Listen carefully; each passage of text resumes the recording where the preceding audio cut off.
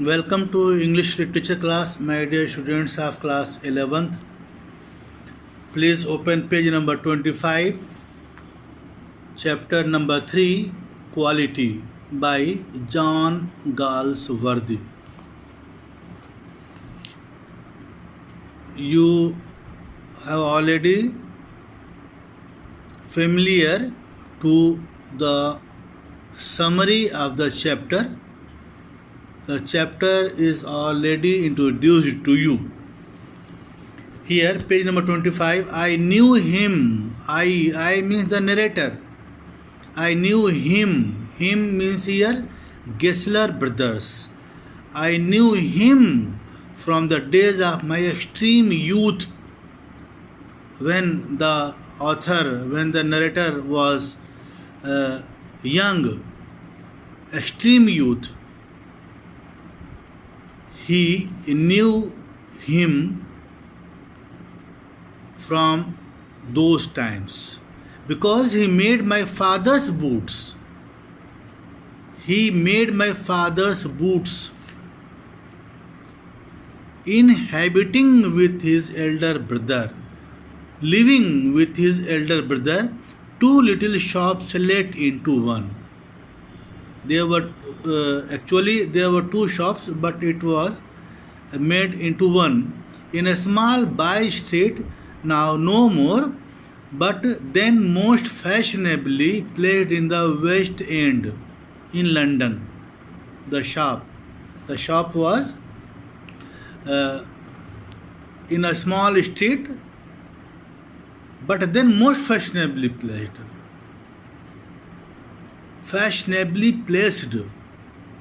in the West End, London. Gessler is a traditional shoemaker, far from the world of advertisement and publicity. That tenement had a certain quiet distinction. That apartment in poor area had a certain quiet distinction, had a certain quite unique features.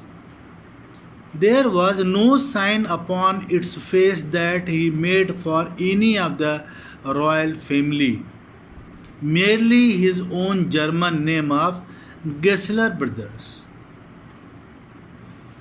Though the shop was in London, but no special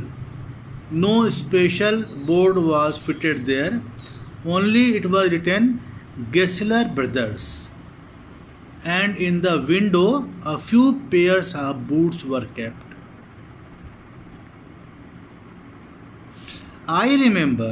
The narrator remembers that it always troubled me to account for those unwearing boots. That was very special types of boots, different from others in the window.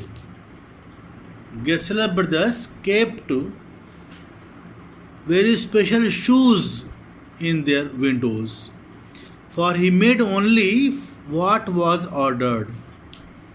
Only they made the boots which were given by orders. What was ordered?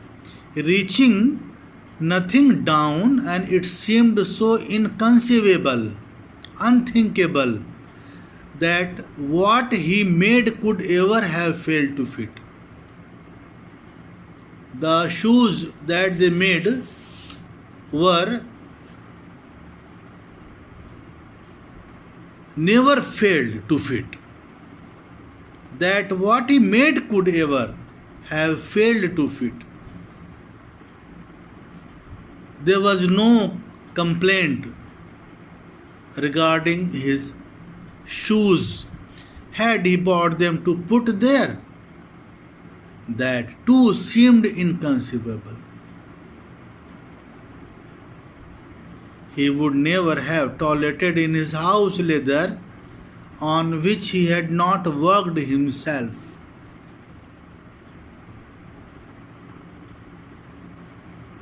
The author says here, the narrator said, he would never have tolerated in his house leather,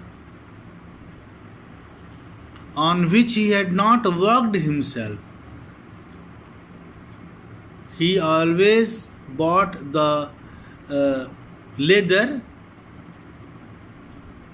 from his own house leather. He himself made the boots with the leather. Besides, they were too beautiful. The pair of pumps means a type of shoes without a heel. The pair of pumps so inexpressibly slim, the patent leathers with cloth tops making water come into one's mouth. One cannot stop himself tempted to see the mouth, to see and want to purchase. Everybody wanted to purchase the boots made by Gessler brothers.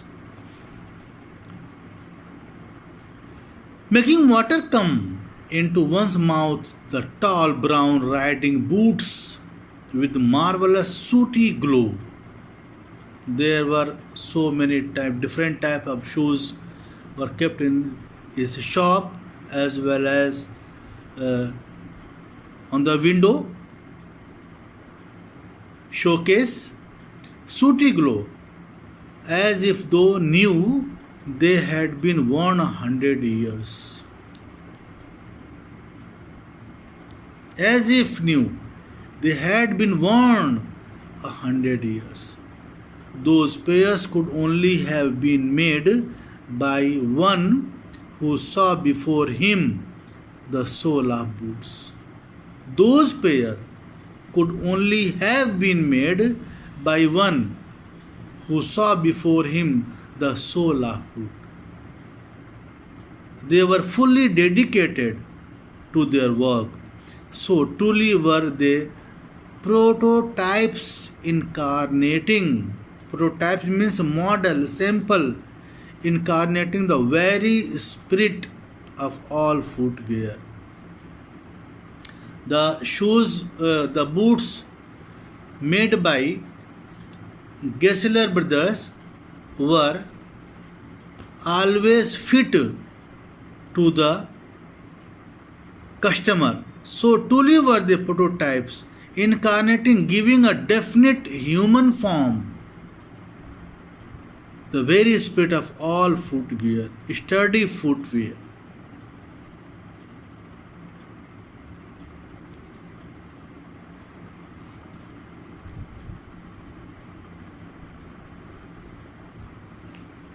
These thoughts, of course, came to me later, though even when I was promoted to him, I was introduced to him at the age of perhaps 14.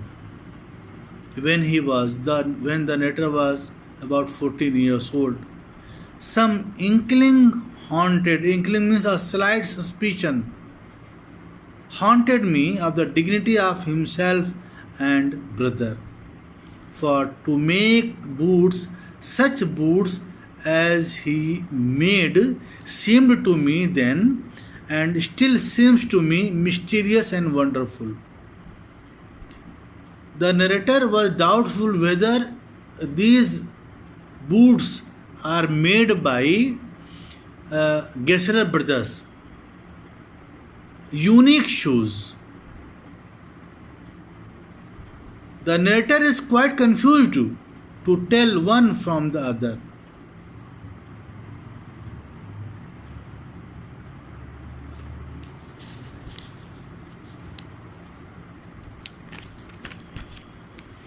I remember well my shy remark one day while stretching out to him my youthful foot.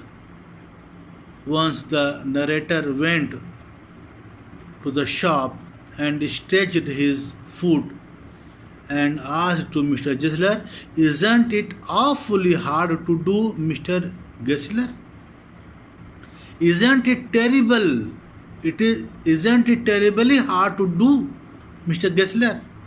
And his answer given with a sudden smile from out of the sardonic redness, mocking redness of his beard. It is an art. It is an art. That's why I am fully dedicated to my work.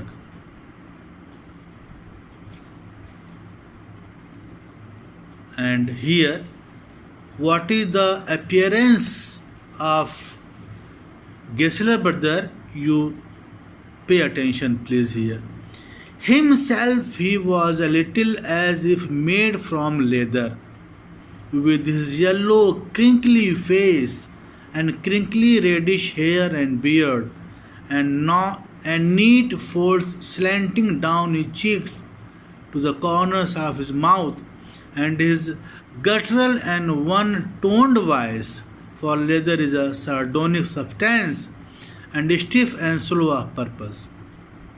And that was the character of his face, save that his eyes, which were grey blue, had in them the simple gravity of one secretly possessed by the ideal. His elder brother was so very like him, though watery, paler in every way, with a great industry, that sometimes in early days I was not quite sure of him until the interview was over. Then I knew that it was he. If he was, I will ask my brother, had not been spoken, and that if they had, it was his elder brother. He is a little thin old man. He is a little thin, very lean and thin old man, as if he himself made from leather. Very bony person he was himself. He has yellow crinkly face and crinkly reddish hair and beard. Folds of wrinkles slanting down his cheeks fall to the corners of his mouth. His voice is harsh and guttural. He is stiff and slow of purpose. His eyes are grey blue and have in them the simple gravity of some ideal. His elder brother closely resembles him, like him, though watery, paler in every way, with a great industry. The narrator is quite confused to tell one from the other. Both were alike.